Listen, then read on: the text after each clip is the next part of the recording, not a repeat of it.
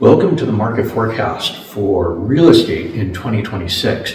I am Justin Miller, co-founder and principal at the Chong Miller Group, and every year I produce one of these forecasts to let you all know what I expect is going to be happening in the year to come, in this instance in 2026. I also do market update videos every month, giving you information about what's actually been going on. And so anyhow, without further ado, let's go ahead and dive right into the issues that background the forecast itself. And by the way, stay tuned. I've got an interesting announcement at the end of this video. Okay, so first thing I want to talk about is what's referred to as the wealth effect. Because the wealth effect has potentially significant influence on what goes on in the real estate market. Now, the wealth effect is most commonly looked at as being associated with high levels of returns or growth in the equities markets. So as the NASDAQ or the New York Stock Exchange go up, we tend to see those who are invested in the market, in the equities markets, feel more wealthy. And when people feel more wealthy, they're more likely to engage in real estate buying activity, as well as travel and several other things. Okay, so there is a wealth effect. In 2025, we've seen very strong growth in the equities markets. I will note some of that growth has been quite narrow. It's within specific sectors in the equities markets, and some of that growth may be challenged in 2026 for a variety of reasons that we're not going to get into here. But as long as the stock market is going higher, that suggests the wealth effect, which is real, it's documented, it's statistically valid, will continue to underlie or support the real estate market. But the wealth effect is generated not only in equities, it's also generated in real estate itself. And so as we've seen real estate go higher over time, that actually creates a wealth effect additionally. And that can be seen in how one feels about their value of their own home. It can be seen in people perhaps making upgrade purchases or perhaps purchasing additional properties.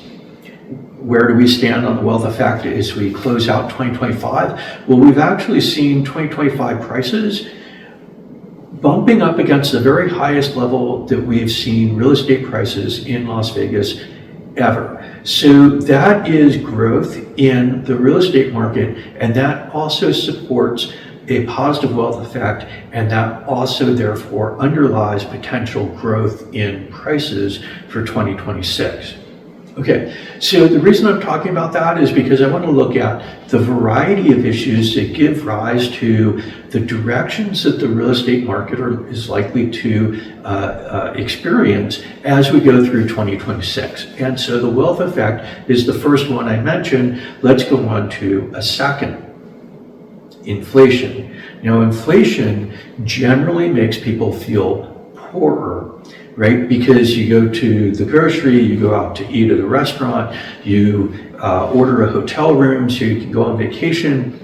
As those things go up in price, people tend to feel their dollar's not going as far, they're less wealthy.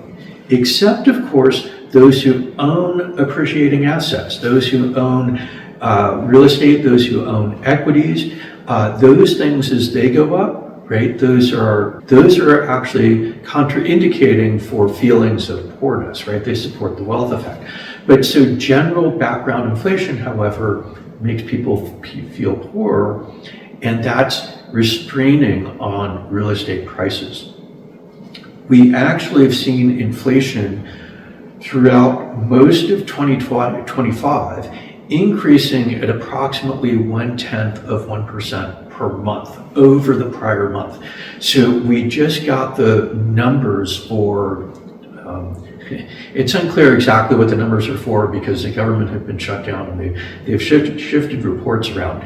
But let's say the numbers that just came out in November suggest, again, we've seen inflation year over year running now at about 2.9%.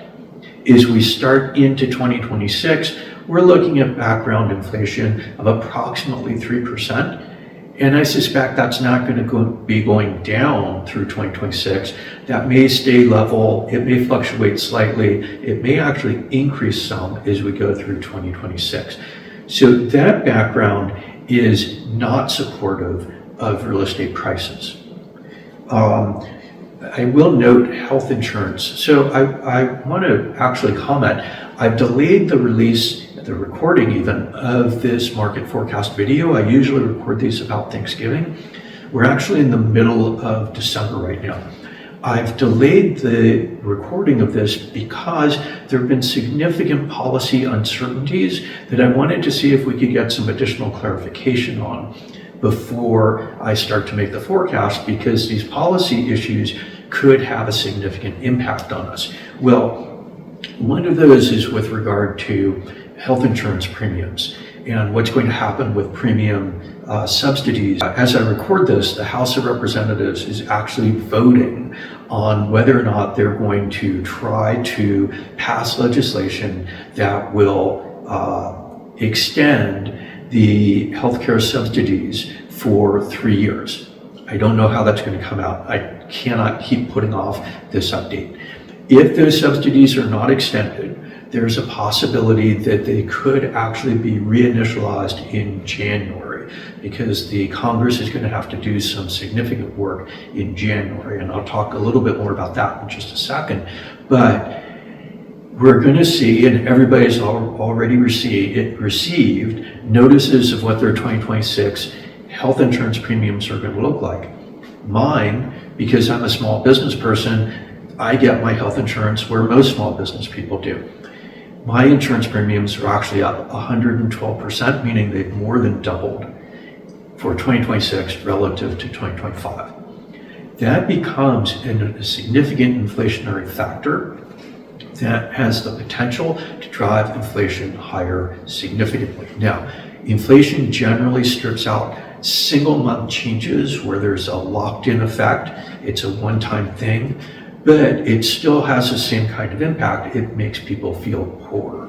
So we'll see premiums almost undoubtedly jump in January for everybody. We may see premiums return to their prior level in February. We may not, right? Or we may get a partial retraction of those premium increases. But it means health insurance premiums are going up for everyone right now. That makes people feel poorer, just as inflation does. Unemployment has actually been going higher, about 1/10 increase per month for the past 4 months. So we're up to 4.6% unemployment in the US economy right now. Obviously, higher levels of unemployment is not supportive of significant purchase activity. And so that's undercutting of the real estate market as well. So we've got wealth effect pushing us higher, being supportive. We've got inflation, including healthcare premiums, and unemployment not being supportive of the real estate market. They're both contrary to the wealth effect. They're both problematic for real estate in 2026. So let's talk now about interest rates. And I want to talk about them in a very specific manner. Interest rates, we know the Federal Reserve has just cut in the early part of December the Fed funds rate for the third time in 2025, right? After 3 significant cuts in 2024 as well. But I've talked multiple times about how the Fed funds rate is only a signaling rate or a policy rate. It signals what the Fed would like to see interest rates do, but other interest rates, including mortgage interest rates, importantly, are set in a market between traders, buyers and sellers of mortgage-backed securities with regard to mortgage interest rates. So the Fed in December cut the Fed funds rate by 25 basis points. Well, what happened to mortgage interest rates? The week prior to my recording this, I'm recording this in the middle of December, we actually saw, after the Fed made that cut, we actually saw mortgage interest rates, according to the Mortgage Bankers Association, increase by 8 basis points. So in other words, mortgage interest rates are going the opposite direction of what the Fed is doing. Now, I want to note this because it's really important.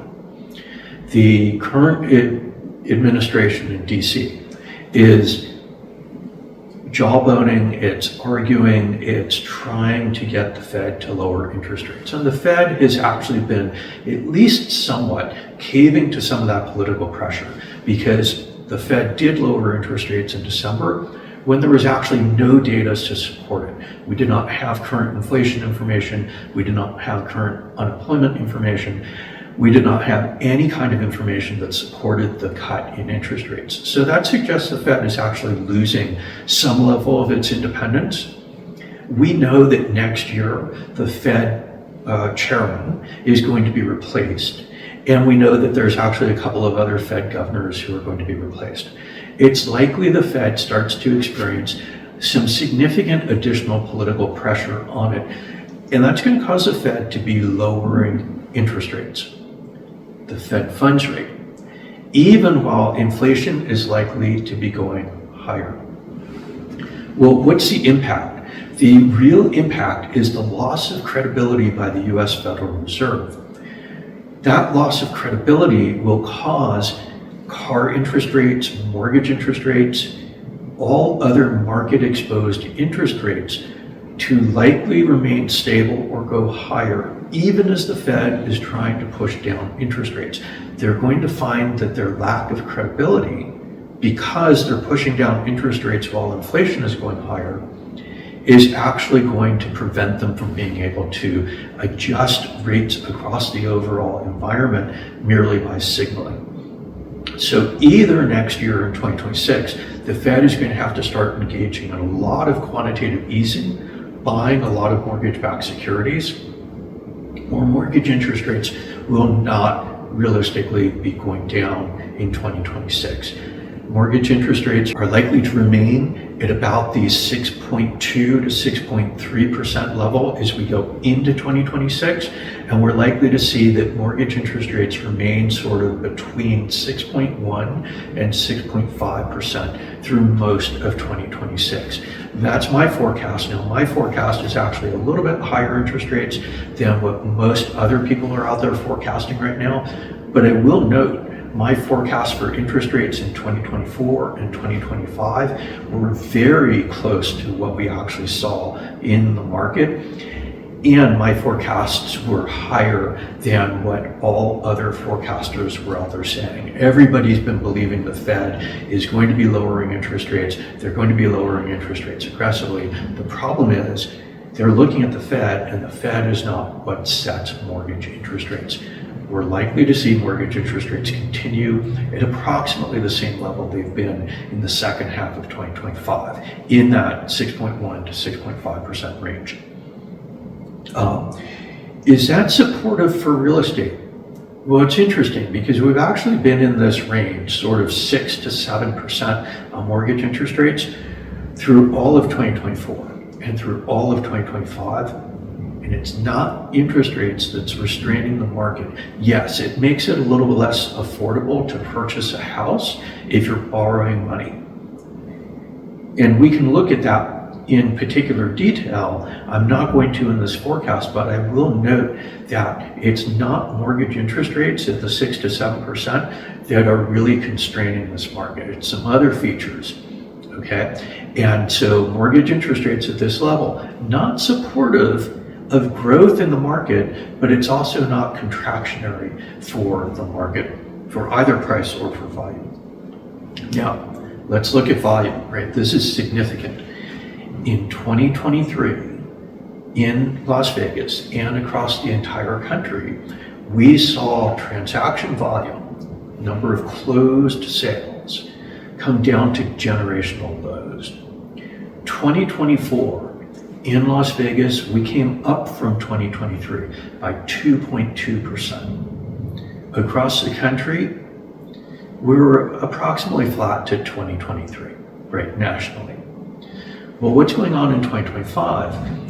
In 2025, we will, in Las Vegas, end up with transaction volume lower than 2023, meaning 2025 will be a generationally low level of real estate activity for purchases in the Las Vegas Valley. How that will play across the entire country, a little less certain about that because I don't monitor all parts of the country, but I can tell you generally the statistics across the whole of the US look pretty similar, that we're looking at 2023, 2024, 2025 being approximately flat for 3 years in a row for real estate volume. Okay, so that's challenging, and I want you to think about that, is it's an issue that goes forward. Now, even though transaction volume has been flat at a low level and actually going down slightly in Las Vegas, we've seen prices go higher with fairly high interest rates. And with low numbers of transactions, we've still seen prices go higher. What that means is interest rates cannot be the gating factor here. They cannot be the issue that's actually determining what's going on in the market. And so we're seeing prices in Las Vegas at the beginning of December. I don't have December's numbers. At the beginning of December, we're seeing prices in Las Vegas at almost all-time highs. Right, all-time high, single-family resale, $480,000. We're sitting at $475,000. Right. Those are the factors at a national level that have some level of control: the wealth effect, inflation, unemployment, that are impacting the real estate market. But what's really been driving problems in the real estate market through 2025? Uncertainty, okay? And I say this because we've seen transaction volumes, as I just noted, come down in 2025 from where they were in 2024 and from where they were in 2023. And while transaction volumes have been coming down and interest rates have remained approximately consistent in this band of 6.0 to 7.0%, prices have not been coming down. Right? They've been holding steady in a band, going slightly higher over the past while. Okay? So, what's driving these low transaction volumes? It's not buyers don't exist and they don't want to buy. It's something else. It's uncertainty. So, we had a government shutdown, longest in American history, in October and half of November. Right? Significant uncertainty with regard to that issue on the housing market and all other economic activity. Well, we're looking at the realistic possibility of another federal government shutdown come January 30th, right? Because the ultimate compromise that got the government reopened in November of 2025 was a continuing resolution that only goes through January 30th. And so we've got a dysfunctional Congress that's going to go through these same activities again. Now, the Republican Party is in control of Congress and the White House. They control the House of Representatives, they control the Senate, they control the White House. They could have passed budgets on their own without having Democratic input. But Democrats were not willing to go along with the idea of these healthcare subsidies being eliminated, causing everyone's health insurance premiums to double, as well as a couple of other little details.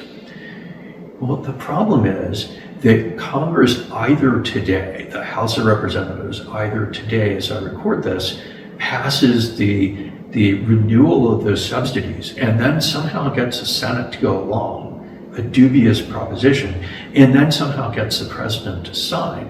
Either that happens or everybody's health insurance premiums will approximately double 2 weeks after I'm recording this on January 1st.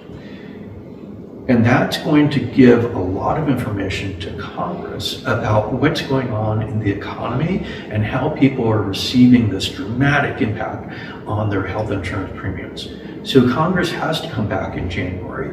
They have to do something to extend the continuing resolution or actually pass a budget to keep the government open past January 30th, which means the same negotiation is going to be continuing in January that had been going on in September, October, and November. Hopefully the outcome will be a little bit better and more supportive of overall economic activity, including real estate. But we don't know that. It's possible the government actually shuts down again come January.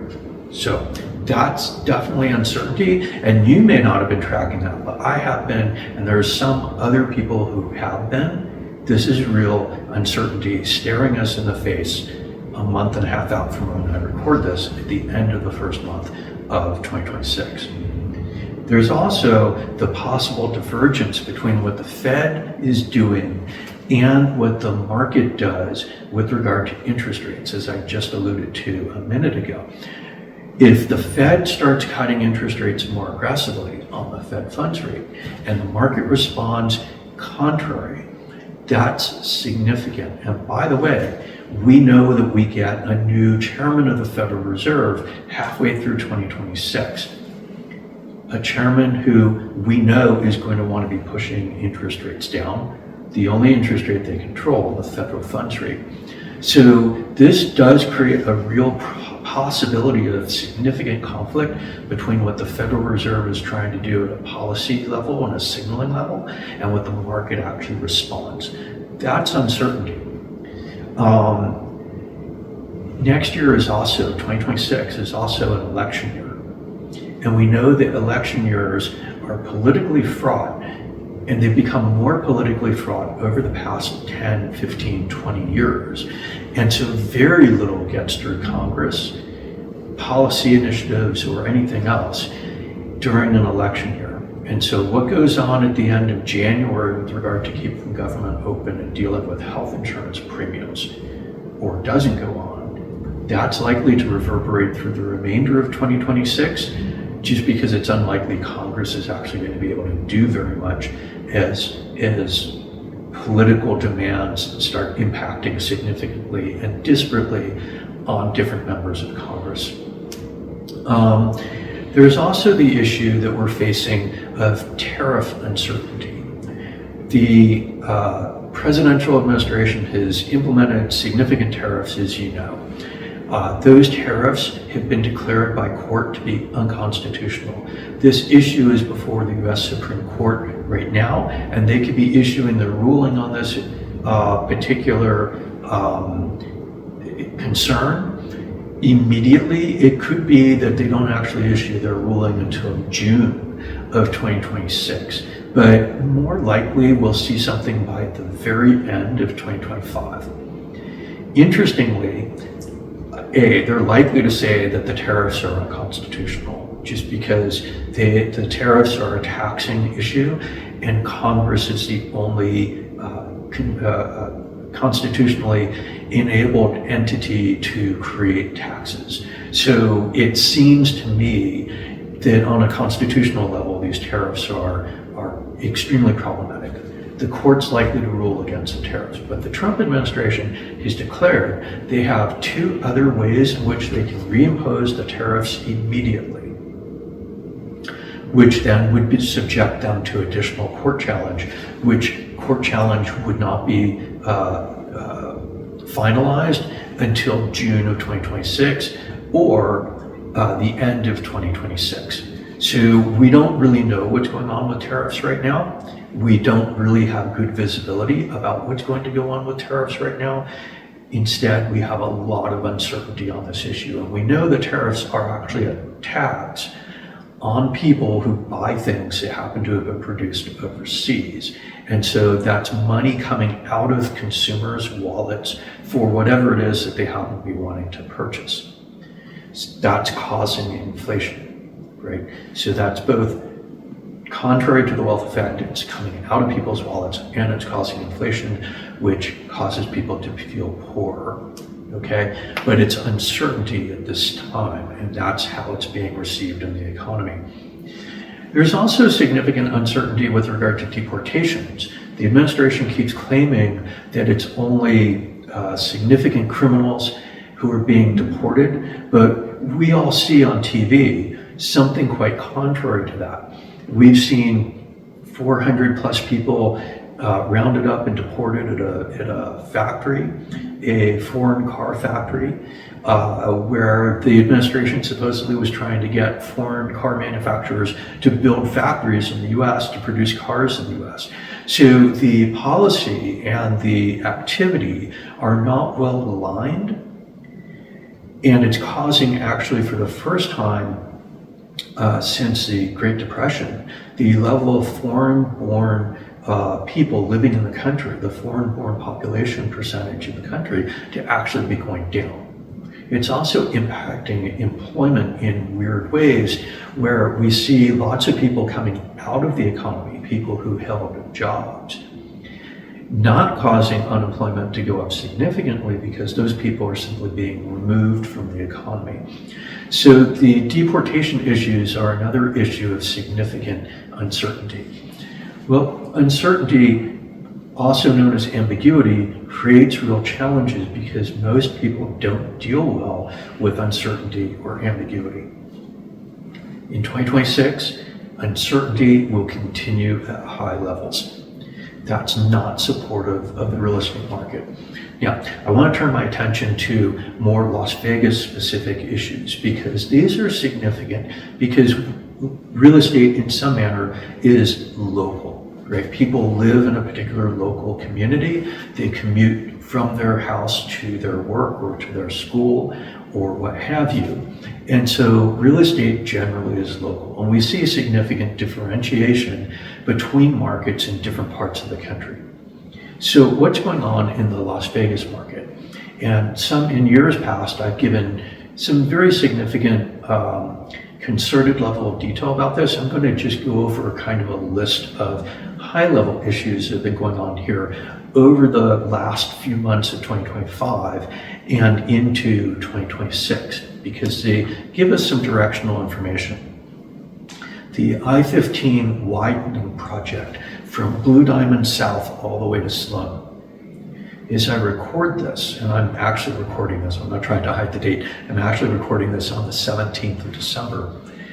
That project just wrapped up yesterday on the 16th of December, wrapped up a little bit early, wrapped up under budget, okay? That widened the freeway from 6 lanes, meaning 3 lanes in each direction, to between 8 and 11 lanes, depending where you are coming north from Sloan into the Las Vegas Valley. Right? That's a really significant expansion project on the freeway. The 215 Summerlin Parkway interchange, that project is underway. It's actually going to result in a widening of the 215, a reconfiguration of the interchange, and an extension of the Summerlin Parkway deeper into Summerlin West. Right, so that's a pretty significant change and upgrade in the central west part of the valley. The 215 widening in Henderson, that project is underway and is going to lead to significant traffic flow easing in the southeastern part of the 215 freeway in Henderson. The M Resort, also in Henderson, they just last week opened their second tower, doubling the size of the M Resort. The Durango Resort here in the southwest portion of the Las Vegas Valley, they've just finished their first expansion. Remember, they had only been open 1 year when they started the first expansion. They've just finished their second year of being open, and they've just finished their first expansion. And in January, they start their second expansion. It's a pretty significant investment in a brand new casino resort. The Hard Rock, formerly the Mirage, on the Strip. You drive by, you see the above grade skeleton going in for an entire new hotel tower, going to be shaped like a guitar, at least in part. Where the volcano used to be in front of the Mirage, right? Adding thousands of additional rooms to the Las Vegas Strip. Those expansions are actually just completed or underway. The NBA just announced today that the NBA will be making its expansion plans and announcement in 2026. Las Vegas is the #1 likely market for expansion. Seattle is #2. It's possible they'll expand by 2 teams. It's possible just by 1. There's a micro probability that it would not be Las Vegas. The overwhelming, like 95% probability is Las Vegas will be announced for an NBA expansion team in 2026. Allegiant Stadium, where the Raiders pretend to play, Allegiant Stadium was just noted as the 2nd highest grossing stadium in North America. Pretty amazing, especially when you think the Allegiant Stadium is only 65,000 seats, where some other stadiums are up to 100,000 seats. The A's stadium is now starting to come above ground, and that is activity for Major League Baseball. That activity is also going on. So in the sports world, we see expansion here. The Children's Hospital, dedicated hospital in the Southwest, should be breaking ground in 2026. High-rise residential, there's new high-rise tower being built, broken ground being built in Symphony Park, just west of downtown Las Vegas. In the Arts District, there's a couple towers which are being added to a hotel complex. One is residential, one is investment properties. And that's going on. Those have actually broken ground, and that activity continues through 2026. And over in Henderson, in the McDonald Highlands area, there's 2 towers of a Four Seasons high-rise residential complex that's being built. And that is also groundbreaking activity that's underway. There's initial studies for and environmental impact studies going on for the expansion airport in Las Vegas. The expansion airport would actually be down in the area of just south of Las Vegas, just south of Southern Highlands. All of this means that significant investments are still being placed in Las Vegas by a variety of actors, by Las Vegas and county government, by state government, by federal government. Right? We also have the high-speed train activity, which is continuing, right? Actual construction activity taking place. And that's going to continue through 2026. In fact, that'll continue into 2028. That all means investment activity is taking place in Las Vegas, high-level, expensive investment activity for infrastructure, for the primary resort industries here, for the sports industries here, and for high-rise residential. And we see growth in population, we see growth in activity. And so, for example, the convention center has just wrapped up its final part of the expansion and rehabilitation plans. At the beginning of January, with the Consumer Electronics Show, CES, coming to Las Vegas, CES will be the first convention that will actually occupy the entirety of the upgraded, updated, expanded convention center. And 2026 is on track to be, based on reservations, the single largest convention year in Las Vegas history. So population's growing, people are coming, investments are taking place. This is indicative of, in some manner, counter-cyclical investment, where when things are slow, investment taking place now actually strengthens the economy in the now period because it keeps people employed, but it builds capacity for the future. And so all of this capacity is being built as investment into the future of Las Vegas, right? And so you need to really seriously think about that. If you're thinking, Las Vegas, its days are numbered, it's too expensive, it's passé, blah, blah, blah. There's literally tens of billions of dollars coming in from smart money, sophisticated money, that's saying, no, you're wrong. This is activity that's growing and continuing. So that brings me to the forecast. One, the national background. Uncertainty is very high. Continued high interest rates throughout 2026. Those are bad. The local economy, growth, investment, those are good. It means that in the Las Vegas real estate market, demand remains constrained, right, because of issues with interest rates, but demand exists. It does not go away. Supply remains weak because of the structural features that have been impacting supply. Some reduction in demand or restrictions on demand because of costs, and significant interest rates, and significant high levels of uncertainty. And by the way, in the December real estate market update video that I did, I renewed my study between real and fake inventory, because lots of people have been talking about how inventory levels are elevated.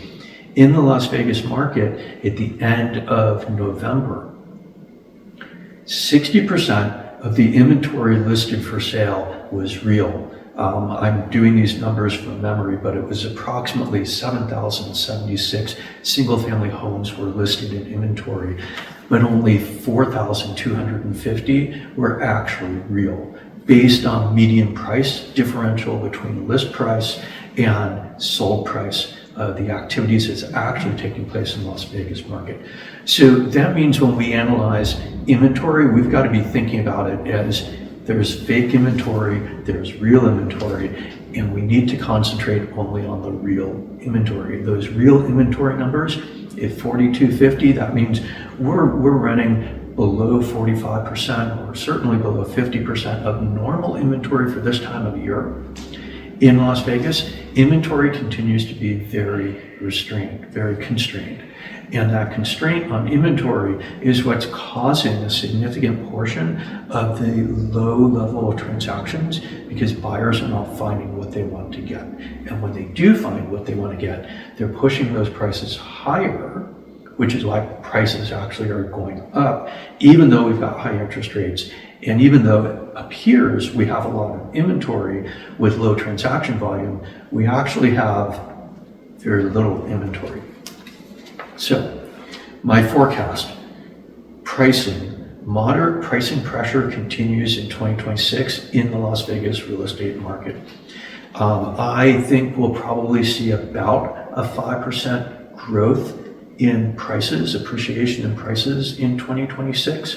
That actually would be in line with a standard year for Las Vegas. Now, that doesn't mean I think 2026 is going to be a normal year in Las Vegas real estate. I just don't think that's the case. You'll see that in my transaction forecast in a second. But I do think that price appreciation continues at a fairly low level. Risk to the price forecast, if interest rates actually come down substantially, like below 6%, we'll see additional activity in the market, which will push prices still higher because our inventory is constrained.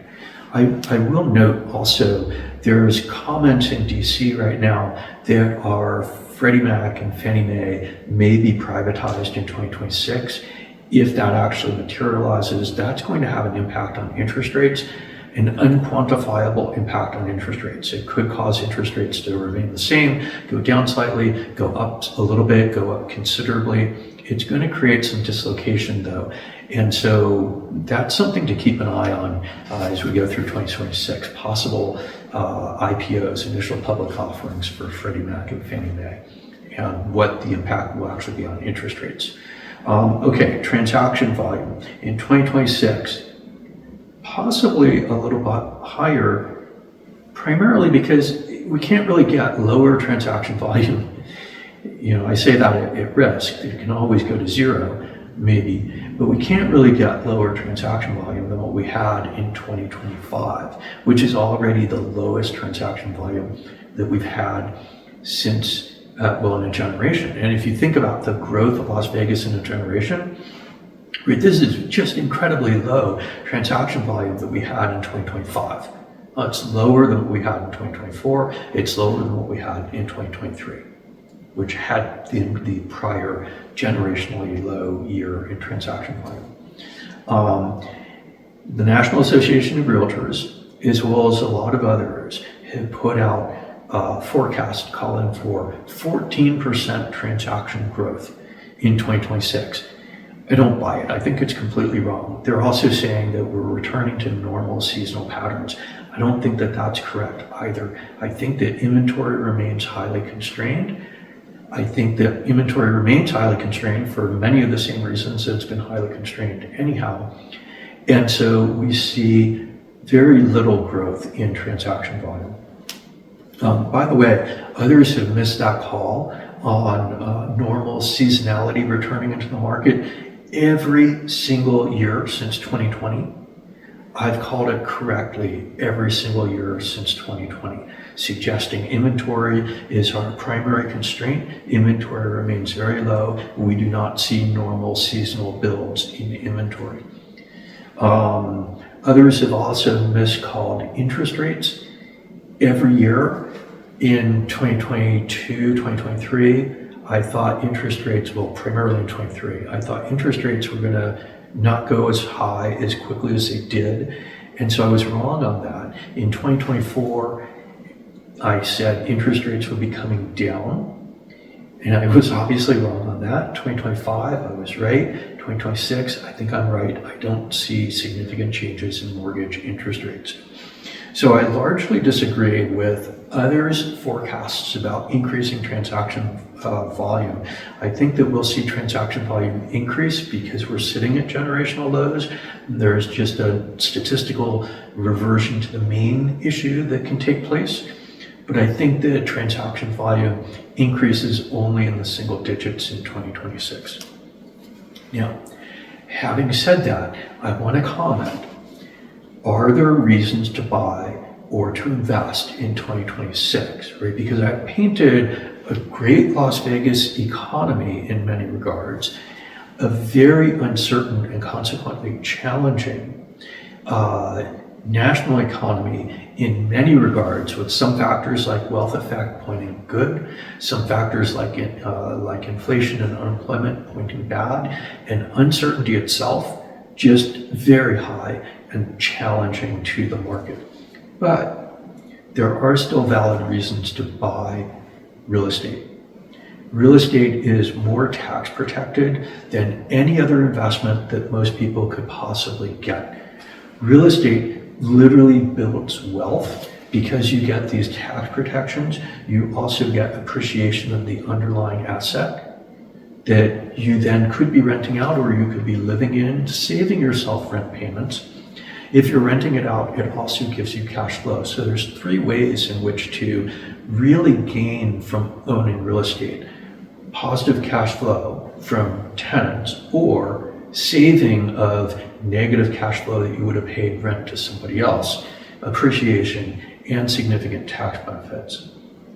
So literally, real estate is the single biggest wealth contributor to Americans, is a general statement, right? And there could be winning the lottery, or there could be you're a famous basketball player, right? But you're talking really tiny numbers of people for those issues. For Americans generally, real estate is the number one path to wealth creation. It has been for generations, and it will continue to be. By the way, the average first-time home buyer in 2025 is approximately 45 years old. First-time home buyer. It's a horrible statistic. The average tenure in a home in 2025, approximately 10 years. That's up from 3 to 5 years before the pandemic. We still have significant dislocation, oddities in the real estate market, despite a lot of people claiming return to normal.